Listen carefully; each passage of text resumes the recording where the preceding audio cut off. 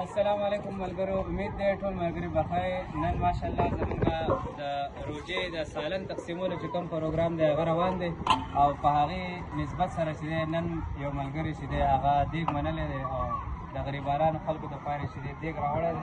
نن به مونږ انشاءالله دا دیګونه چې دی دا به مونږ په سالن پوینټ کې چې دی دا به مونږ تقسیمو.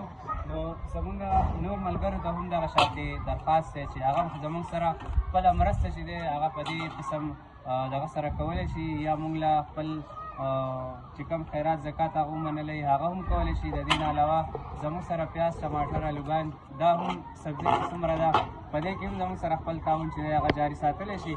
نو دا روژې چې دی اخرنۍ ورځې پاتې دي په دې کې ټول ملګري چې دی هغه خپل کوشش وکړي او په دې اکټیویټي کې زموږ سره چې دی حصه واخلئ نو انشاءالله ډېره غټه فایده به چې دی د ټولو ملګرو وشي.